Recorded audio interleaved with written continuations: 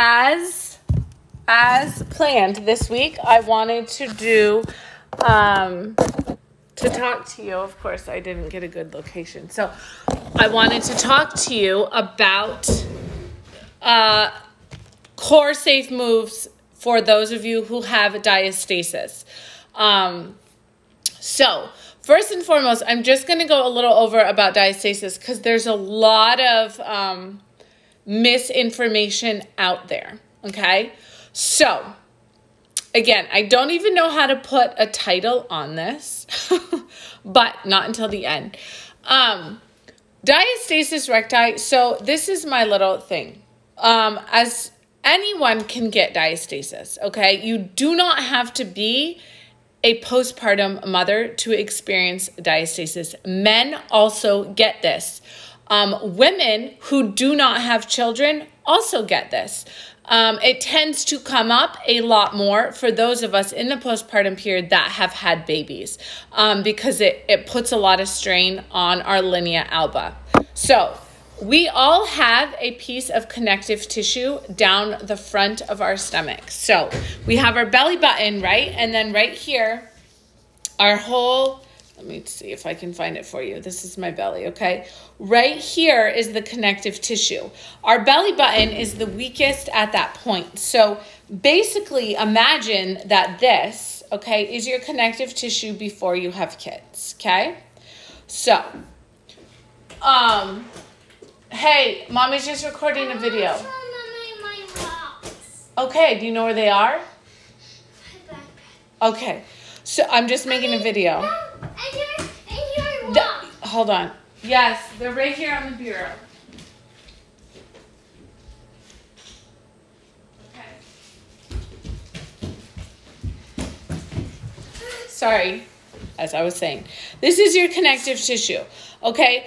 It's just fascia. That's what it is. So it's not per se a muscle right here. Everyone has the fascia that connects to the muscles on this very top layer.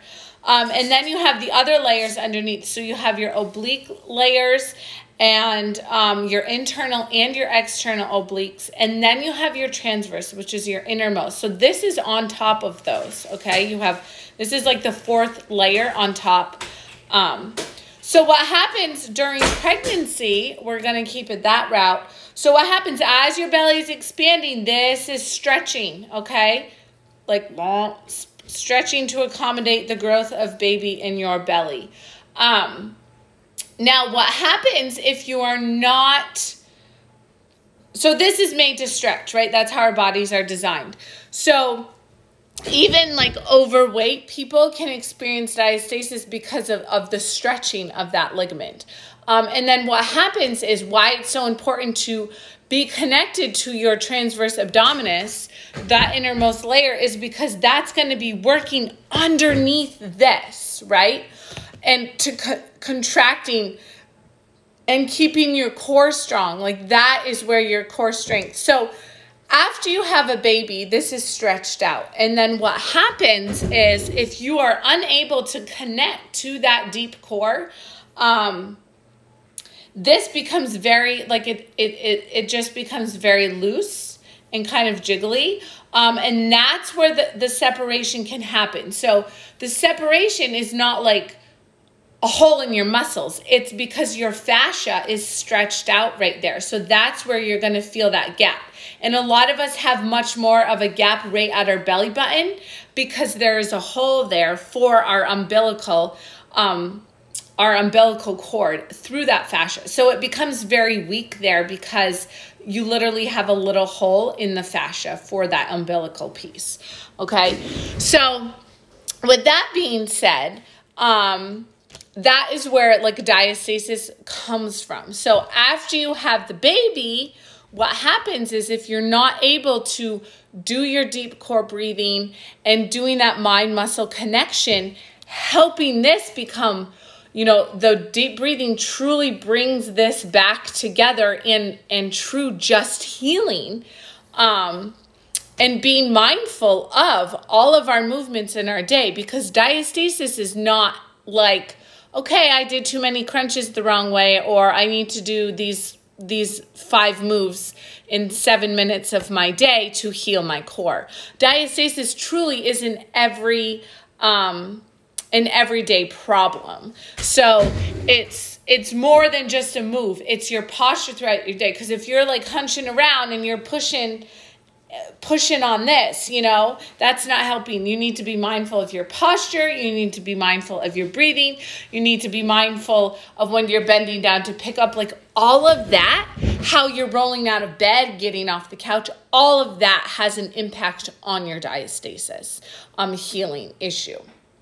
So with that being said, moves that are diastasis safe, which is kind of, I don't like that term, but trust me, if you hit up Google, it's like, you know, millions of pings. Moms are looking for diastasis safe exercises. So the first thing to understand about a diastasis safe exercise is that it's how you move. Okay, it's not per se the move, it's how you move and how you are connected to your core in that move. Okay, so some modifications for you. Typically, you know, people are like, don't do planks and all of that. But why? Why should you not jump into a plank? Is because your connective tissue is all loose and jiggly. And if you are unable to control your, I'm losing your core strength. There's a word that I'm trying to find and I can't find it. Your pressure, controlling your pressure in your core. If you are unable to control your pressure with your pelvic floor, your deep core, your diaphragm, all of that, then that is the number one thing to healing your diastasis, is controlling your pressure. Okay, so don't do planks if you don't know how to control your pressure, because then you might see that coning or doming.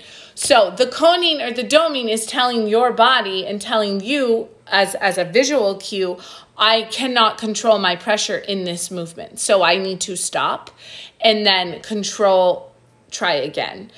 So you can work those fibers, because this is like uncontrolled pressure. So you're going to see the muscles pop out, but controlling that inner layer, because here's like your rectus, your linea alba. And then if you're able to control your transverse with your pelvic floor and hold that tight, then you shouldn't see any bulging happening.